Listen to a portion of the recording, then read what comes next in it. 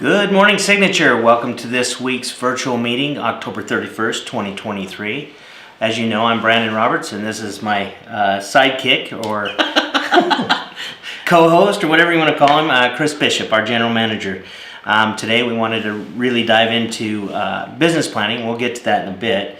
But let's start off and talk a little bit maybe about what's going on in the market and what you kind of see from this year and going into the next year. So, we've been through a weird decade so far. Did you know that this is, again, the Roaring 20s? I saw that analogy the other day, and it kind of made me kind of laugh, because when I think of the Roaring 20s for my grandparents, that was so long ago, and strange outfits and, all the things going on. But 2020 was a weird year because of the pandemic and the real estate market. Actually, when you would think that it would tank and there'd be issues, we saw it explode and just great things happen, right? Other than the pandemic. And then 2021 was kind of a new normal in our real estate business. Agents were doing virtual walkthroughs with clients on FaceTime, and prices were still climbing. Yeah. Business was good. Sales were up. Market inventory was down. It was considerably low. I think we were in like 22 or 2,300 listings. And the sales numbers were very strange. Like we traditionally always say that, between 30 and 40,000 homes are going to sell in Southern Nevada. Well, that number was dramatically lower. It was like 30,000. And then in 22, we saw that number dip below 30,000. I think it was like 28 or 27,000 sales. But inventory levels were still relatively low. And we were just talking about it earlier. We saw this massive uptick of equity, right? So now all of these consumers have 40, 50, 60% equity in their property, which I don't think I can remember a time. I don't think I can remember a time where I could say that there was that much. Like maybe in 06, 05, you got that much in a month. And then you sold the house and bought another one, got that much again. Or you refinanced, pulled your cash out. Yeah, exactly. Bought a boat. But when we had our economist that was here with us just the last meeting, and Brian was talking about the fact that if you look at the trend line of 2006 to now, it was pretty much a steady trend that happened over that period of time. So if you had stayed in your house, you probably wouldn't have had much change of that steady appreciation that you had. But God, what a whirlwind that you had to go through to get from there to there. But anyway, the market itself, I think that we all would agree that 2023 was a strange year for sales. Yeah. There weren't as many of them.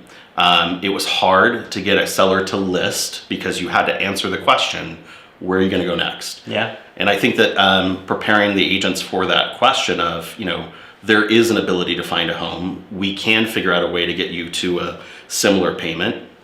But the biggest problem was if you take $100,000 in equity out of that home that you sell, you're really not going to get the same thing unless you put it into the home that you're going to buy. Right. But everyone wanted to take that money and pay off debt. And so it just made for a very strange sales cycle. Do you agree? Yeah, no, I agree totally. I think it's, in convincing or getting people to see past the interest rates and the higher prices and all that other stuff to get people to move. I think agents even, our mindsets have changed over the year. Yeah. A lot of agents have gone into this thing, it's not a good time to buy or it's not a good time to sell and stuff like that. So it's hard for them to present the facts to the seller when they're not even believing in it themselves. And I'm seeing a lot more of that. Like we're teaching the academy again this week. I've got 9 agents and they're going through it. And I'm seeing through this year, as the year's kind of tightened up more and more experienced agents are actually coming in. Yeah, makes sense. To go back to the basics. So it's like almost relearning how to do real estate because it hasn't been so easy. But it's been an interesting year, and I think this year more than ever, you need to have a good plan going into the next year. It's so important. I think that 2 things I've noticed is that the real estate market, and I say this a lot, and I know people kind of look at me funny when I say it, but the real estate market really doesn't matter in a sales job. Yeah. No matter what happens, there are going to be people that need to buy and there are going to be people that need to sell. Because life happens. It does. And the problem is the mindset. There are so many naysayers in the marketplace with the economy, the world around us, the news. I mean, just everything is trying to kind of bring down the ability for you to have a positive sale experience, right? And so I think that what I love about going into a new year is on January 1st, all production is equal. Yeah. Right? It doesn't matter what you did in 2023. It doesn't matter what position you held in the sales scale. On January 1st, everyone has 0 production. And all possibilities are Exactly. available to you. It's a neat time because you get to reset everything, Yep. right, and start from scratch. So, yeah, I mean, business planning is a lot of people talk about it. We talk about it every year, like October, November, December. It's a great time to go in and start doing it. Absolutely. Because what we do in the fourth quarter is really what sets us up for the next year. If you have a good fourth quarter, you're going to have a great first quarter, right? Yeah. And so, yeah, because we get paid 30, 60, 90 days down the road from what we do. So it's a good time to really focus on your business. Unfortunately, a lot of agents in our industry, a lot of people in our industry, mortgage officers, everything, just start to wind things down because of the holidays, right? Well, you get to take 6 weeks off, right? That's the whole part about the holidays. 6 weeks. Some 6 people weeks. are taking 8. Well, that's true. That's true. But no, it's but when you look at that, it's a good time to push through, and it's a good time to really focus on next year's business. Not only that, but there is one thing that I have learned, and everyone seems to have a negative mindset of the November, December marketplace. And what really does happen, and you're right, agents take that time off and they go do other things and they stay at home because it's cold outside here in Las Vegas, right? I think it hit 50 today. But the whole point of it is the inventory that's there. If you're marketing that house in November, December, you need to sell it, right? You usually have properties that are decorated, they're clean, they look fantastic. When you have a buyer in the marketplace at that time, I mean, when do your kids and you have a lot of time off? You have it off in November and December, so it's the perfect time to be looking for a home to transition to a new community, right? And so I think that the opposite mindset should be where we place ourselves, that during this time is when we should work the hardest. I'm not saying don't enjoy the holidays, I'm not saying don't enjoy your family, but if you did work the hardest in November and December, you would obliterate the numbers for your first quarter and probably the 2024 year, because we know homes are still going to sell no matter what happens. Yeah, you've got less agents chasing the business. Yep. Yes, sales come down, or the number of buyers out there are kind of less. But I like to say, I don't know if the buyers are less. I think the tire kickers are less. Sure. I mean, the people that are out They're there at home. looking now or during the holidays are serious. Yeah, You know, so very true. yeah, there might be less activity, but the people you're working with are more motivated. So I think the other thing is that in any real estate market, to be a great salesperson, you have to establish the answer to the question of why not. Mm-hmm. So if someone says, it's now a great time to buy, they have in their mind a why not. Interest rates are too high, that's why I'm not going to buy right now. There's not enough inventory in the marketplace, that's not why I'm going to get a good deal. And I think that if you can strategize, the question that's coming, so now you can prepare the answer that best fits the question, right? And so we've seen it in the marketplace where agents have found assumable loans in properties where they're still at a 2.5%, 3.5% mortgage. All you have to do is answer the question of how do I put this together to get my buyer into this property, because it's still available, right? But those are the things that I try to do going into the year, is answer all of the why nots, so that when 2024 comes around, I'm well positioned to be able to answer that question, not only for the agents, but for myself when I meet a consumer and we ask those questions. yeah, I agree 100%. Well, that's good. That's good. It's about time, huh? I don't usually agree with you. I know. But this time I do. No, it's, the other thing is not to focus on the issues of like the interest rate and stuff like that as much. Really focus on what the needs are of the seller. True. And then trying to find a solution for it, or the buyer, or the investor. How are we going to spend that money? Yeah, or can we make the deal work? You know what I mean? So yeah, it's good. But when you talk about business planning, like I said, it always seems like a good concept. We push it every year. Agents talk about doing a business plan. Some do, some don't. Some do and never look at it again. But They shove it in their important drawer. But it's always kind of been a mission of mine to actually get people to like create the plan, Sure. and then actually go through it. And part of that, the issue I think of why they don't, is because they're not truly committed to that plan when they even do it. They're just kind of going through an exercise because that's what they think they need to do. And sometimes we write the plan for whatever you think your broker wants to, or what it should look like. Yeah. But I think if you take a personal approach to it and really think about what you want, no plan is too big or too small. I just think you need to have a plan. I think that what I notice a lot with especially new agents and agents that need to kind of reinvigorate their desire to sell houses is that when you had a bad year, a bad sales year, and we've all had bad sales years, right? And let's say you had a year where you only put 2 or 3 points on the board and 2 or 3 sales, and you're like just down in the dumps. It's hard to put $100,000 on a business plan because of a mindset issue. It's not because it's impossible. We all know that if I went in every day 9 to 5 and I made phone calls all day or I held open houses all day and I didn't do anything else, I would get clients. Yeah. But it's the process of like, I know if I went to the gym and lifted weights, I'd look hot, right? But my wife still thinks I'm hot anyway. But it's just the point of the process. We know it would work if we did it. And so I think that the first thing I have on my list to talk about business plan is business plan mindset.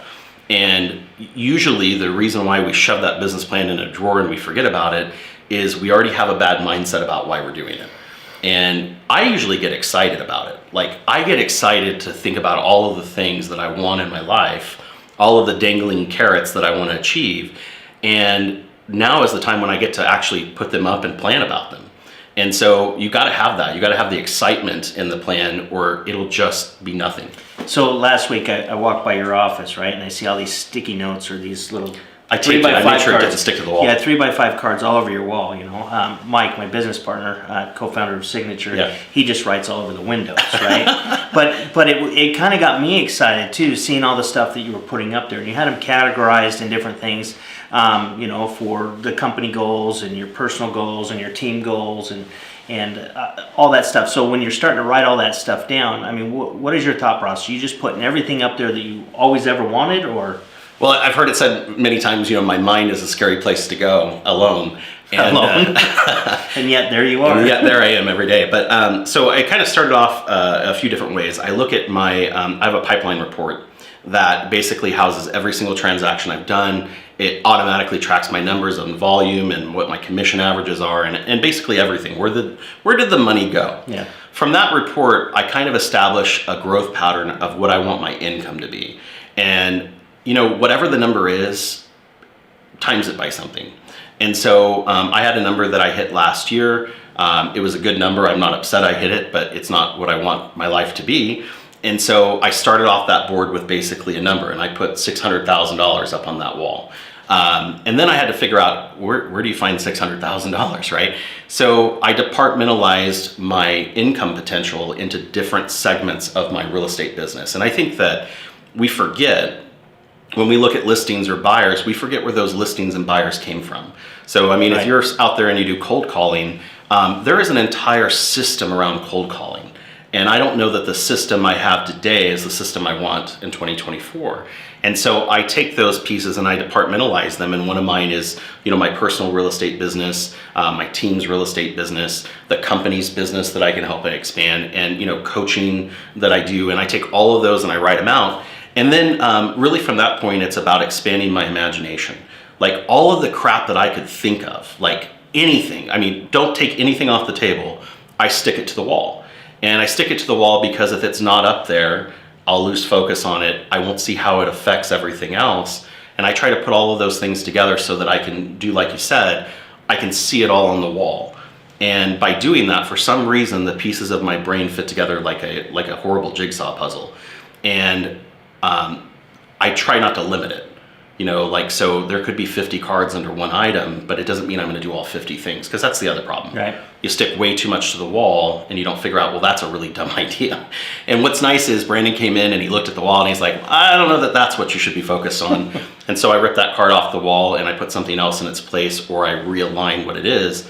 And I think that's another problem for agents, is they don't get input on the thoughts that they're having, right? Do you have people that you ask before you go into a year, what do you think? You know, yes, I do. But, you know, you also said something very interesting at the beginning. You have a pipeline report. Yes. Right? And so I think before you even get into your actual planning, what you want, you really have to analyze where you are. Yeah, you gotta reflect. And be honest with yourself on what it is. And Yep. look at the current year and the past years and determine what's worked, what hasn't worked, and that kind of stuff. And then really put some thought into like your future. Like, what is your 10-year goal? What is your 5-year goal? What do you want? Where do you want to be in 3 years?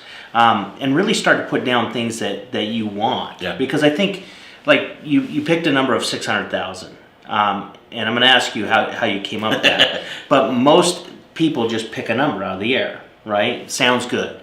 And then if they achieve that, it may not even get them to where they want to go. And so, how did you pick your 600,000? So it's really kind of interesting. So out of the air? Yeah, out of the man. That's a round number, right? So I took what I actually hit in my total business potential, and I took the failures. So there was a listing I didn't get. there was a buyer that didn't close, and I added those failures together, and I said, if I work a little bit harder on my skill, or I work a little bit harder on the questions I didn't ask, I could have achieved those numbers. And then I usually have about a 20 or 30% expansion, because I'm going to do things I didn't do, and my skill level, hopefully, no matter what, is a little bit better than it was the previous year. And so when I got all of those things together and I put them together, I looked at a couple of other things on the reflection of my business last year, is that the prior year I had a very high commission rate, and this last year my commission rate actually dropped. And it wasn't because I wasn't standing up for my commission, it was because I had a lot of previous clients purchase again, or 5th or 6th homes, and so I didn't change, the commission rate because they'd done multiple deals. And so I thought, I got to fix that. I got to find new clients that I can interject in my business. And then, of course, the sales price went up, right? From 2022 to 2023, we saw a little bit of an increase. Yep. But it's a heck of a lot better than 2012, right? $200,000 sales price versus $450 made a big difference. And so I took all of that together, and then I rounded it off. I don't like, 586, 955. So you round it up. No, but so that's good. So you put a lot of thought into it, and you do a lot of tracking throughout the year, right? And so sometimes I think agents get a little bit paralyzed on the business plan, because you do have to bring in your previous year from it. Yeah. And so now, what advice would you have for somebody that hasn't tracked it all year, and now I've got to compile this stuff to kind of move forward? Yeah, so I really do track everything. I track how many appointments I went on. I track how many opportunities I had, how many buyer broker agreements I got signed, how many deals actually closed. And so I have, like we said, a pipeline report. And so every day, if you will, for a few moments, I pull up that pipeline report, and I get to see, the listings that I have that are on deck, getting ready to be listed. I see the listings that I have under that. I see the buyers that I have. It's amazing how you can forget about a client when you're busy, right? Someone who's in the works and they just go away because they're not on a list somewhere that you actually see every day. And then I have the actual escrows that I have and what's happening with them, and every day I go in and look and see, how do I progress this towards its end game? And then I record it, what actually ended up happening. And so I do that for a few reasons. Number one, who would go to a job every day when there's no income potential that you could see? Right? I like to look in and see that I have these future listings as I work at getting them closed. And I like to see that I do have these new home sales when they finally do record. And I like to see that I've done something, over the year. And I think that's important. The other thing I learned a long time ago is that every deal I didn't get was an investment in me. Mm-hmm. And so you got to think, over the year, you lose 2 or 3 transactions in an average production. And that's a $40,000, $50,000 investment in something.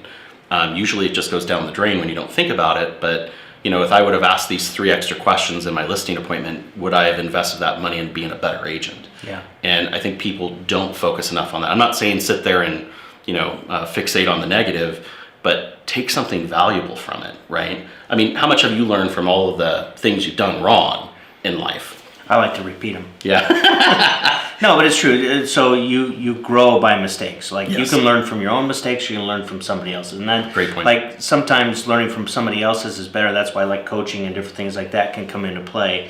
But we have a tendency to just go day by day. A lot of agents, or a lot of people in our industry, I shouldn't even just say agents, a lot of people in general, yeah, you're right, live life by default, right? Mm-hmm. Not deliberate intent. And it sounds like what you're doing is really tracking things.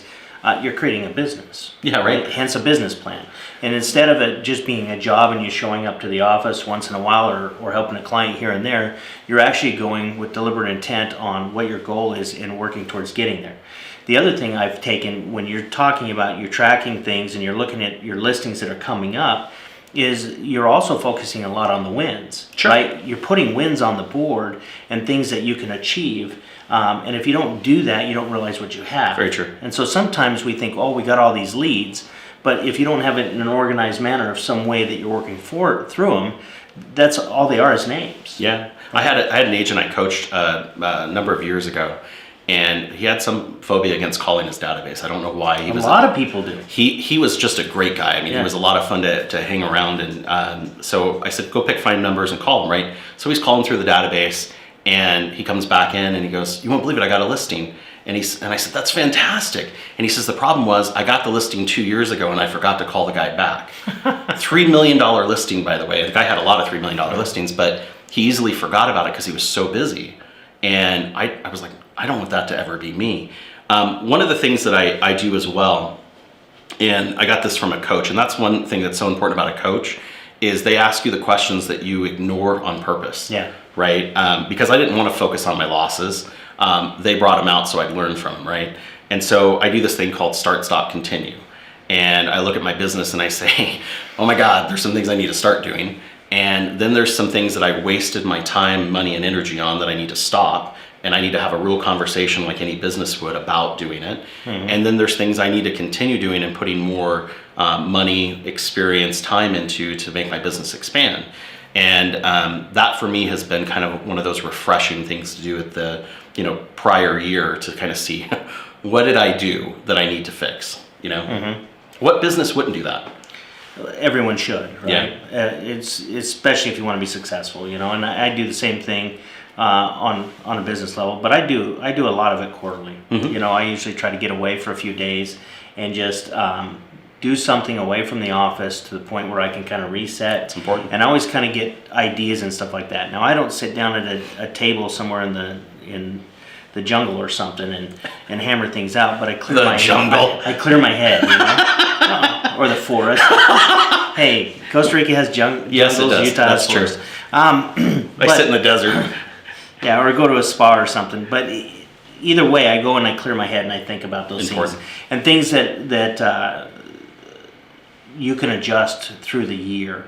And if you have a plan and you continue to review the plan, mm-hmm. then you can make those adjustments through the year and you can actually work to achieve it. Many people, that are coming through the academy, I'm asking where they wanted to be this year, or they on track there and they're way off, right? Yeah. And a lot of that isn't necessarily, I don't want to say it's not their fault. The market shifted and it shifted quickly and people didn't necessarily adapt to it quickly, yep. right? But if you're continually tracking your numbers and you're watching those things, you're more likely to make those adjustments quicker and not be found all of a sudden, oh my gosh, what happened? Because you're paying attention to it, like mm-hmm. any metric you would measure. You mentioned something that's really important, and what I learned a long time ago is that the numbers don't lie, people do. Right? I used to lie to myself that I was doing all of these things and I felt so productive, and then I looked at the numbers and I'm like, okay, I really didn't do anything. Yeah. And that's why I spend so much time on my numbered reports, because if you're a phone prospector and you're making 100 contacts a week and you're not getting anything from them, there's a breakdown in your process and the numbers show it. Yeah. And that's why tracking those things is so important to finding where the problem is, so that you can tweak it and fix it, right? Yeah. I find that it's important what you track and what you pay attention to, right? So as I'm taking these people through the academy and we're working on cold calls and we work on tracking your numbers, right? And then we'll have some follow calls after the academy, and one of the things is, hey, what'd you do last week? and they will always give me these numbers that are like, I made 400 attempts. Mm-hmm. Okay, because the 400 sounds like a lot, right? That's a lot of dials of the phone, but how many contacts? Well, I talked to 5 people. Ooh. Okay, and maybe it's might be calling the wrong that numbers. might be a little bit of an exaggeration, but the fact of the matter is, when you look at it, 400 seems like a lot, and you're doing stuff, but really, if you've only talked to 5 people during the week, you really haven't accomplished what you're trying to get to. Very true. So yes, maybe you need new numbers, maybe you need to get more realistic on the stuff.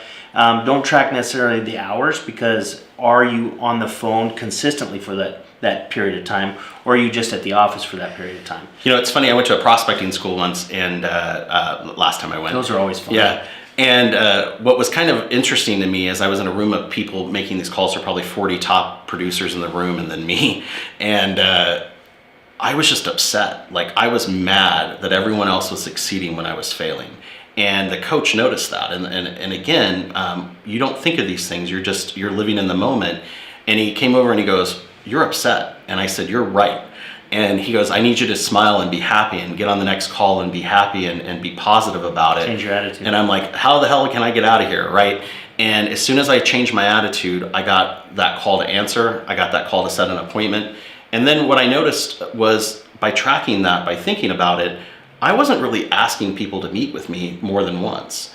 And you've got to figure that out, that you've got to do it as long as they're willing to talk to you, right? And so you ever heard of the penny trick or the paperclip trick? Or anyway, the idea is you put 7 or 8 pennies or something in front of you, and every time you close, you move one across the table. And the average agent isn't moving anything across the table because they're not really asking. And so his whole point was, until those items are gone from this side to this side, you haven't earned the right to hang up. And I'm like, really? This is going to take forever. As soon as I started doing it, and as soon as I started asking, I started getting the appointments and I started making things happen from it. And it kind of changed my mindset completely. Like, I've just been doing this wrong all these years. Yeah. But it takes that to make that happen, so you feel good about it, you know? Well, yeah, I mean, it's you need somebody to help you analyze stuff. You need to track the right numbers, the right key performance indicators, so to speak. Yep. And make sure that you're monitoring that on a regular basis. If you haven't been doing that, it's not the end of the world. You can always start, right? Today. Yeah, you can always start today. Move your pennies. Move your pennies. If you need some pennies, Chris has a whole bunch in his office. They're all on one side of the desk. But let's talk about actually starting to put something down on paper. You know, so a lot of it starts with, you know, you look at where you are today, where you want to be, and really thinking about what you want. That's kind of what you did with you putting stuff on the board, right, or on the wall. And he didn't use thumbtacks. So don't use thumbtacks in the office. He used Scotch tape. I taped him to the other tape. He taped him to the other, When you say, you know, think about what you want, there's so many levels to that. Just to give you frame of context,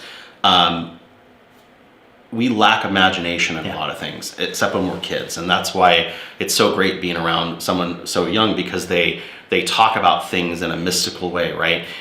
It's not that hard at $450,000 sales prices at certain commissions to make a large amount of money from every single deal. And if you add those up, it's not hard to make $500,000 or $1 million.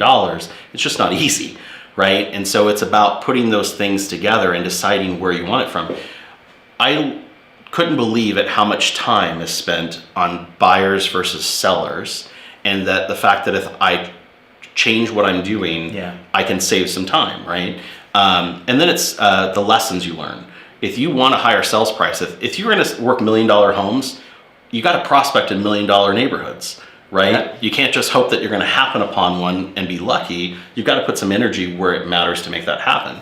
If you want to increase your average commission that you charge, you've got to put some time into a skill of presentation. You got to show people why you have a value, right? And you got to answer the questions. So all the strategies you're going to put in place behind it, but before you can actually get there, you've got to know what you want. Got to ask yourself what you want. One of the things I've realized over the years is people have a hard time asking for things for themselves. Yeah, they do. Like, truly, what do you want? Like, you'll ask for other people, but not for yourself. Yeah, you'll do all kinds of stuff for other people.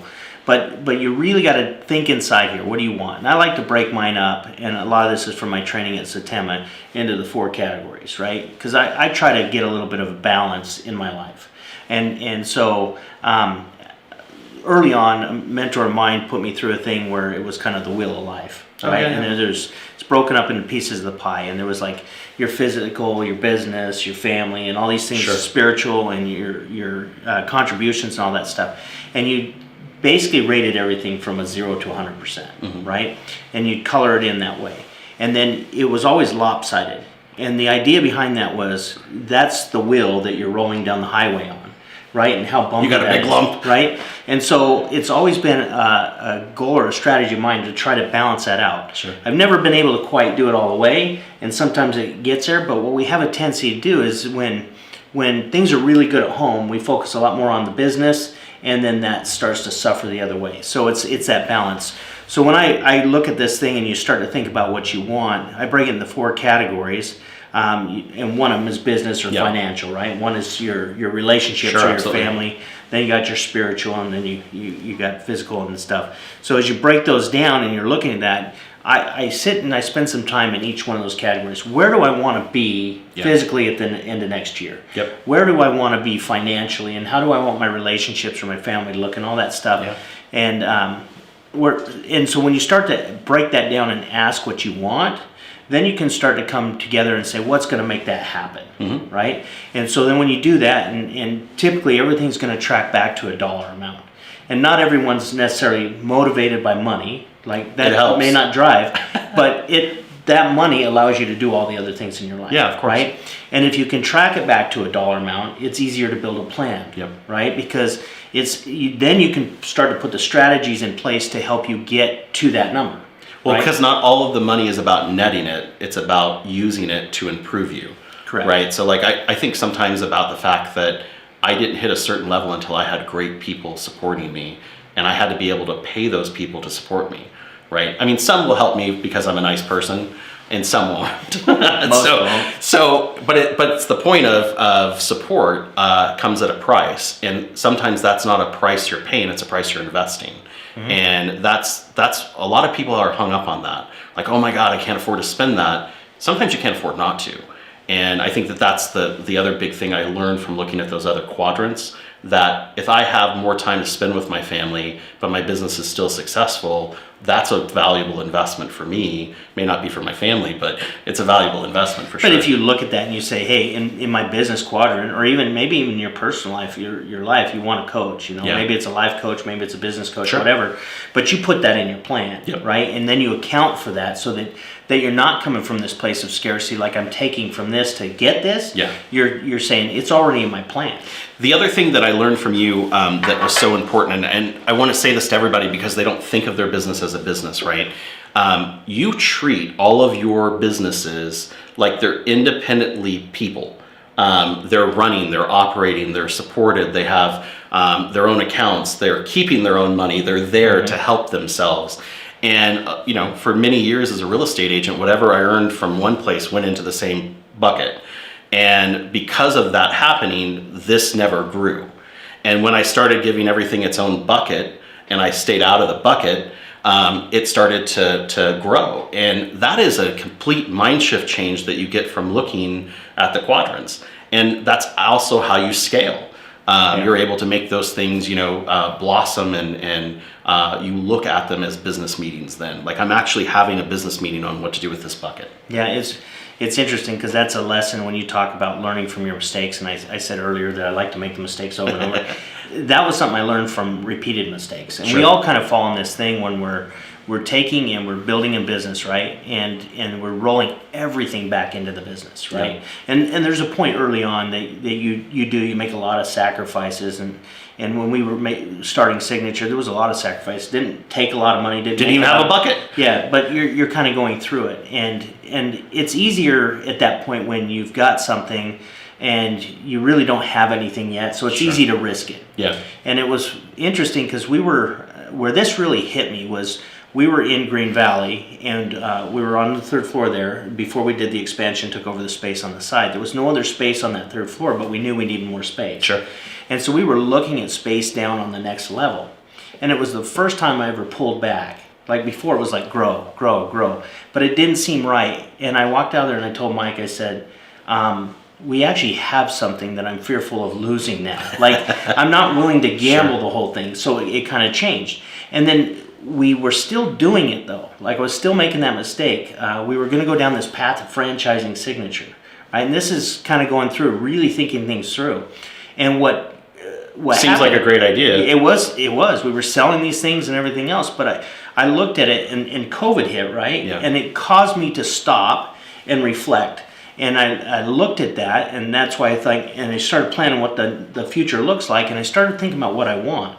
And what I don't want is I don't want to travel around the world. I don't want to sell franchises. I don't want to do that stuff. I love what I do here locally. And so it caused us to really reevaluate and replan out the structure and bring things in. And that's when everything kind of takes off. And so you're right. If you create it and you treat it like a business, right, and it's its own entity, and you respect it that way, and you plan for it, and you track the metrics, it will grow. Yeah. And then it gives you something to be kind of proud of, to strive for and build, because the building of the company is the fun part, right? It really is. And so if you don't continue to grow and push yourself, then it gets boring. Yeah. You get set in your own ways. You start to work by default. So it's important that we really sit down and think about what we want, and then let's put that plan together to get there. And it really, the funny thing, you said real estate is really easy, but really hard. Yeah. And it's really easy because it's not that hard to go and make calls. The hard part is we get in our own way Sure. and we tell ourselves stories. But the cool thing is that it's a mathematical problem. Like, for anyone that's analytical out there, you can break the numbers right down to the amount of conversations you have to have on a daily basis. Yep. And if you did that consistently over the year, You'll get the business. You'll get the business. But it's so hard to have that faith in that it will work, and that's the biggest thing. You know, I mean, if it was that simple, everyone would be succeeding at a high level, and it's just crossing over that hump, right? You just got to have the faith in yourself to push yourself to get there, and it will. Couple of other things on the planning. So I want to be clear about my wall. I'm not going to do everything that's listed there, but the consideration then at the point is where do things prioritize? You know, what's the low-hanging fruit that I can make happen right away that will have a great impact in my business? And then from that point, I take the big ticket items, my really important goals, and then I strategize them, because everything has the bites to get to it, right? Right. How do you eat an elephant one bite at a time? I'm not saying I'm an elephant, but my business is, right? And so I've got to kind of scale out how that happens. And so then we get to the real planning. You know, my business plan isn't just one sheet of paper. It's multiple sheets on different levels that I look at different things, right? And so I think that we have some great tools. I love the fact that yours are all question-based and a system where you can input questions and it pops something out. I have one that's based on, you know, how many action points I have to create every single month, and how many calls I have to create every single month, and what my schedule looks like every single month. By putting those all into the same place for me, they all correlate together, because if I make these points, it's from these amount of calls. And if I do these calls, this is where I schedule the time to have them. Mm-hmm. And then if I do all of that, that's how it fits into my pipeline of all of the leads and things that I now have to work on. And so I think that a lot of people aren't looking at the full dynamic of all of the pieces that they have to put together. And the one thing I'll tell you, schedule became the most important part of my success in planning. You know, as a board president, that there's no way you can run a company, run your business, and run the association if you didn't have a great schedule. Mm-hmm. And until you're sitting in that position, you don't realize that you didn't have one, right? And it changed my life. And everything for me now is scheduled in, and if it's not there, it doesn't exist. And that's it has to be. And that's hard when people deal with you, though, because when they don't work from a schedule, it's hard for them to respect that you do. Sure. And so it takes a lot of discipline to stay on that schedule. It does. But I think that's the number one tool you need to have. And it's different from a calendar. Like, a calendar is where most people work from a calendar. They're throwing stuff in their phone, in their calendar, and they're going to the stuff. Or my mom's day timer, she still uses. Right. But it's about blocking time and understanding where you're supposed to be and stuff like that. So, and working around that. Well, it's kind of like the idea of, you know, if I could make the week anything I wanted, what would my time be divided up in? And that's why, you know, we have the thing like the perfect schedule, right, for that week. If you don't have a forecast of what you want it to look like, you'll never have anything. Mm-hmm. And then it's about, you know, correlating that to your time off and the holidays and everything else that's going on and the really important things, and putting that together. And I'll be honest with you, not everything in my schedule is blocked out, because there has to be room. Yeah, right? If you overschedule, then you'll drive yourself crazy and you set yourself up to fail. It's a bad thing. I gotta carve out time for naps. You know, the older I get, the more naps I need. Yeah. But no, you do have. I kind of joke a little bit about naps, a little bit, sort of, kind of, maybe. But you do have to have personal time, right? Yeah. You do have to have time that's downtime, and we get into real estate because we want a flexible schedule. Yep. But the understanding is you still have to have a schedule to have it flexible. Not only that, but I had a coach years ago that told me that, you know, again, we lie to ourselves on what we do. And so for a week, he made me write down what I did every 15 minutes, right? Yeah. And I mean, like, after I did it. So now I had to be honest about what happened. And I had a lot of blank spaces, and I had a lot of things that I thought I did that I didn't really do. And then what he made me do is he made me color coordinate my schedule for my life. Things that make my money were in green. Things that I had to do part of my job or my broker piece was in red, not because they were angry, but because they were really important and things that had to happen. And then coaching and self-improvement I had put in yellow, and then purple I put family.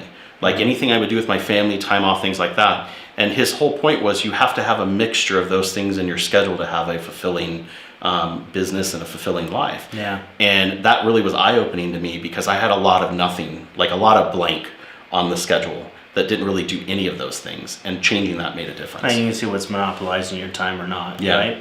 right? Yeah, so, you know, when you go through, you've got that stuff on your wall. Like you said, you're not going to do it all. You kind of go through a process, eliminate, figure out what that is, and then you break down. Do you put, what kind of format do you put it in? You don't leave it on your wall all year. Yeah, well, you know, not a bad idea. If I did, it would be a great place to walk in every day and see it there, which is what we should do with our business plan. But what I like to do, you ever seen those episodes of like NCIS where they take the problems and the evidence and everything, they link it together by string? And all the people. Yeah. And they're figuring out the conspiracy of what happened. That's kind of how I see my business plan in my head, of all of these things reconnecting with each other. I watched a video a long time ago about the 1% difference. Have you ever seen that? I come back to thinking of being a kid, and in our living room we had a TV in a wooden box, you know, that looked like a dresser. And on that we had the sound system, and I mean, it was huge, right? Yeah. Big subwoofers, and all made out of wood too. Record player. Yeah. 8-track. Couldn't find a record or an 8-track now, right? But in the middle was the receiver, and it had this big dial on it. And we were never allowed to touch it or turn it more than one notch or two, but on the dial it had all of these notches. And I think about the 1% difference when you look at your life and your business, that every day if you go in and you move the dial one notch, by the end of 3 months, you'll have a 90% difference in your business if you did one thing every day. Yeah. And so I think a lot of times we forget about the small individual changes we can make to improve our life dramatically. And so this video kind of opened my eyes to like, oh my God, I don't have to conquer it all. I just have to conquer a little piece every day, and I'll be better than I was last year, right? So that's kind of, you know, why I put those things there. I take all of that as the way to make the difference in my plan happen. So when I say I need to sell 15 listings, well, how am I going to get 15 listings? Well, those plans are how I'm going to interject those listings in my business. One of the things I put on there this year is I want one deal over $3 million that's a piece of land, right?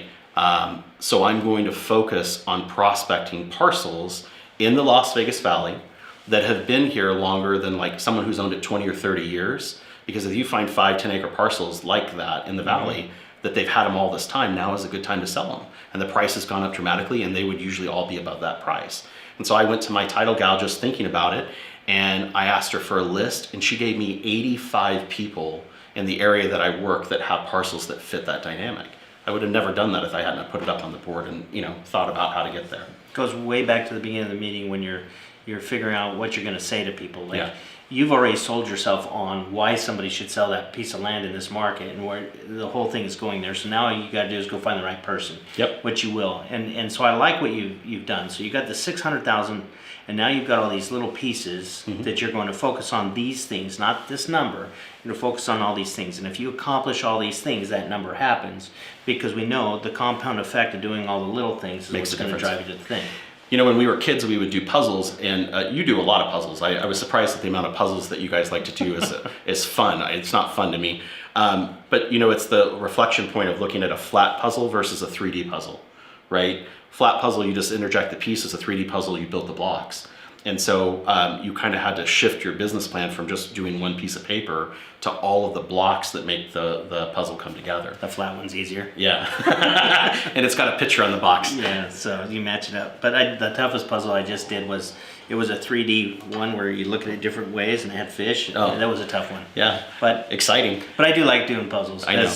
Because it just, it's about putting things together, right? And your business plan can be a puzzle that you put together to get you where you need to be. Here, let me interject this piece. So no matter how you do your business plan, I remember grabbing the Tom Ferry business plan, because he has it on his website, so does Mike Ferry, and it's like 58 pages. Yeah. I mean, it's a lot, and you couldn't put it on your wall because you'd have to put it on the whole wall. That was a lot for me. I wanted something a little bit simpler, a little bit easier, and a little bit, nicer to track. And so I do use a lot of our company plans. I do leave some stuff up. I do want to post it. I mean, when you get done with your business plan, you should laminate it so that it's in front of you and it won't bend or break or tear. But once you have the plan established, the big thing there is from that point, what do you do next, right? Yep. I've put down all my dreams and wants. I put down all my goals, I put down all the numbers, I know where I'm going to focus my time. The problem now becomes that who knows it but you, right? And so I started a process a few years back where I share my business plan with my team members, right? My team leader is going to get a copy of my plan and it's going to yell at me every time I don't do something. My wife is going to get a copy of my plan and understand this is what I'm dedicating my time to. My boss will get a copy of my plan and say, okay, what are you going to do this year to grow? All of those people in your life should be interjected into your business plan because it brings a level of accountability you can't shy away from, right? And that's why I have a coach as well. Because if I don't have someone telling me the things that I'm doing that are dumb or that I didn't think out or that I don't have enough vision around, I need help. And for that goal to hit that number, I need that number. I've got to have those people to support me. Sharing is important. I think it comes with whatever you're going to do, you got to have a level of commitment, right? Yeah.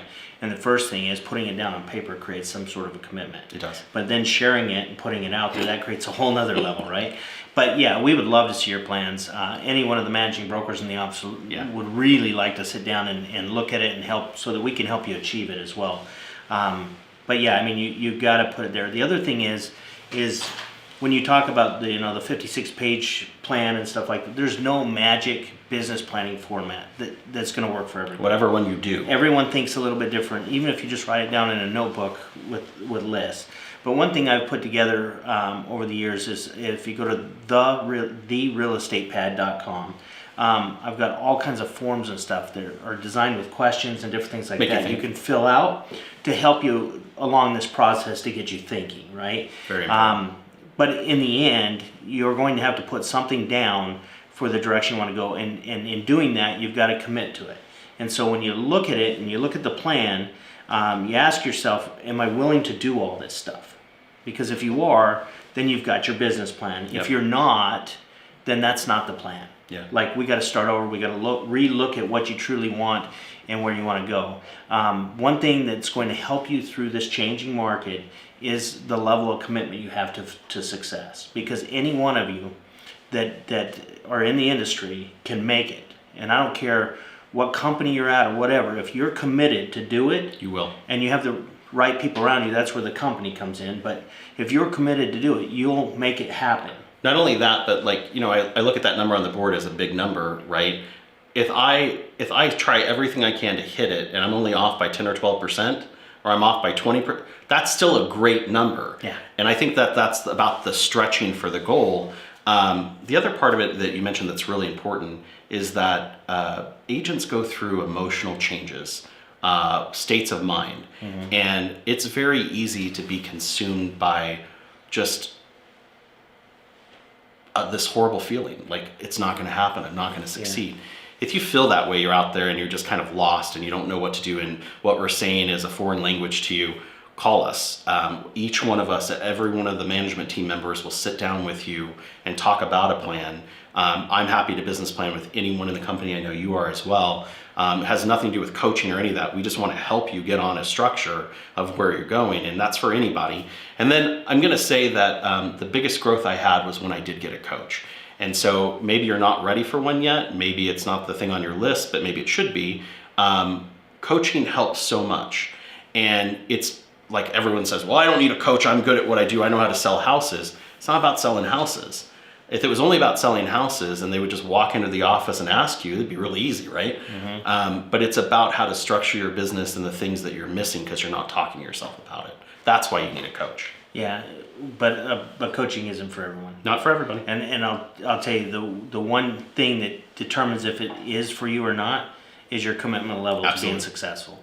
Because if you're really not committed to doing the work, you won't listen. Then don't hire a coach. Yep. Because you're just going to make them frustrated and you frustrated, and you're just going to waste your money. Yep. But if you're committed to doing it, and you have a plan and you need some accountability and some direction and some ideas, it may be the answer to help you through it. But if you don't want a coach and you still need some help, there's a bunch of agents in the company that feel the same way, that you could have an accountability partner. I mean, you walk into any of the offices, see an agent there and say, hey, do you have a plan this year for your accountability?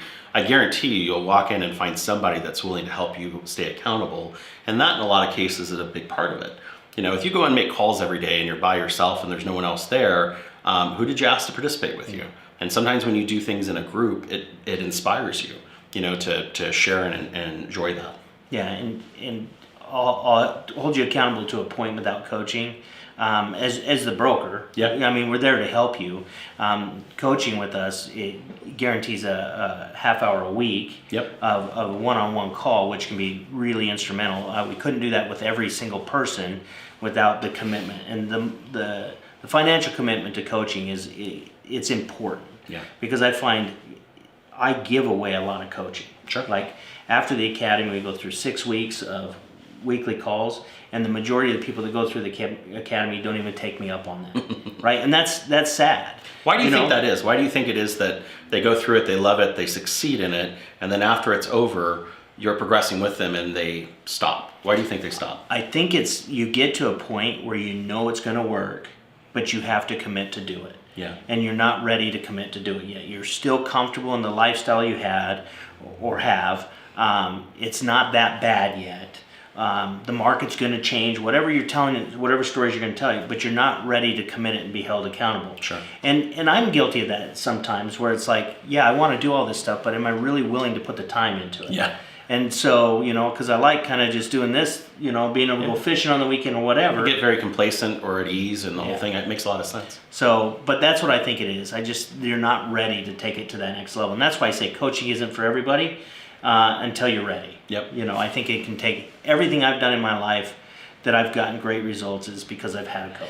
It's kind of funny, when you have a stress in your life or something that's happening or that you burn the bridge behind you, you have no option but to succeed, and so you usually do. And so, again, it all comes back to the mindset of if I only have the option of success, I'll succeed. We don't sometimes give ourselves that structure, right? If I go into it and I commit to it and that's my only option, that's sometimes, why Burn we're the not boats, there. right? Yeah, burn the boats behind you. Yeah. Don't burn anything. It's not a good idea. Alex, one of my mentors, told me it's the day of disgust that changes everything. Yeah. What he means by that is when you're just tired of being where you are, Yep. you're sick and tired. Some people call it rock bottom, whatever. Will make a change for a lot of people. It does. Not everyone has to get to that point, but a lot of people do. It's got to get that bad before they make the change. I'll share with you, I remember in, it was like 2007 or 8, the world was ending in real estate. Everyone was, nothing was happening unless you were an REO broker. You weren't making any money. The average sales price was like 118. You had to charge a minimum commission because the percentage didn't matter anymore. It was just a very horrific state of affairs, but people were still succeeding. And I'm sitting there, and I'll never forget it. I'm sitting on a computer.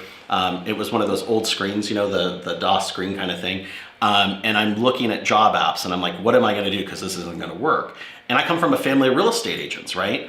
And so I kind of was at that rock bottom place because I'm like, I either got to make this work and succeed, or I'm getting out of this business forever.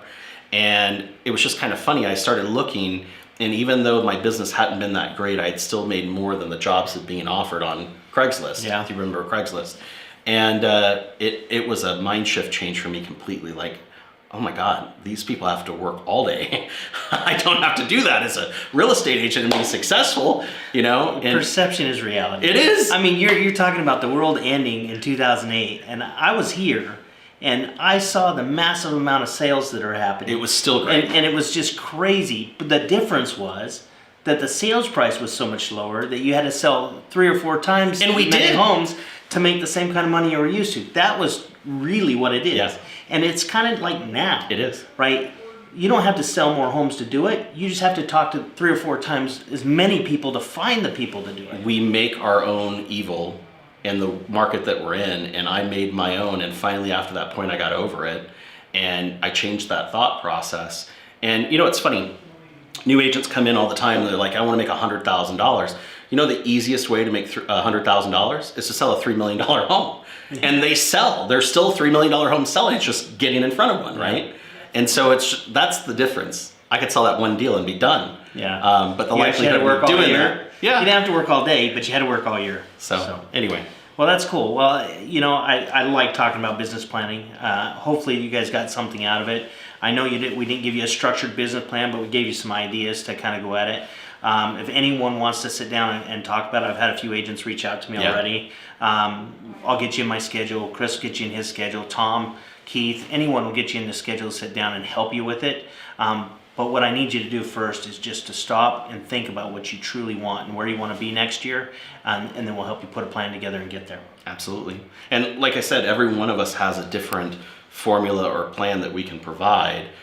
They all work when you use them, right? And so if you're sitting out there and you'd like a copy of the plan, if you text me in the app, I'll give you mine. I know that any of the others will. Mine are, spreadsheets that you can interject information into. But the whole thing is, now is that time to not only get your business plan done, but we're going to be talking about it next month. It's also the time to reformat your database. Yeah. And to get that set up, because that is the bedrock of any real estate business, is to have that database. And so we'll be talking about that next That month could be too. your number one goal in your plan. Yeah, it So. could be the big thing on your wall. Awesome. So hopefully you got a lot out of this meeting. I enjoyed doing it. Me too. Partnering with you. One of our goals next year in our plan is to bring back the weekenders. So watch for that. That's Yeah. going to be a lot of fun. We'll bring a lot of good information, what's happening in the industry, what's happening in the signature.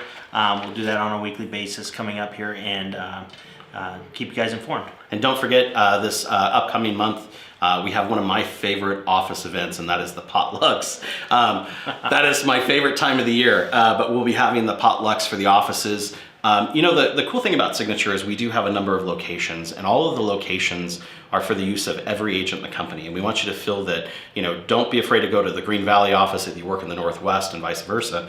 But with the potlucks, we've structured so that we have 2 potlucks in the Valley. If you work out of the Green Valley office and you're not available on November 16th when they're having their potluck, absolutely register to go to the one at Southwest. They're going to have some goodies as well. It's going to be great. But we do have 2 potlucks. We have the one on November 15th for the Southwest location, the one on November 16th for Green Valley. We'd love to see you at any one of them. But it's just a good time to have some turkey. It wasn't designed to just to segregate the offices. Yeah. It was designed that there's 2 multiple dates so that we can ensure that everyone can attend one. And the other thing, there's 2 locations, so you can go to the one that's closer to your house or not, or go to both. That's fine. In fact, if you don't have anything to do on Thanksgiving, you're welcome to come to my house. It won't be a potluck. We'll just have turkey and a good time. But what I'm getting at is it's for all of you. Doesn't matter which office you're in, what date works for you. Go to 1, go to 2. And I hear Janet screaming at her computer, make sure you register though so that we know that you're coming, so that we have everything set up for when you get there. But it'll be a great time. One of my favorite times. I mean, I love tasting all the food and everything that people buy at the store or make at home. So Yeah. All right, well, that's all I got. Me too. All right, make it a productive week, and remember, we're always affirming your success.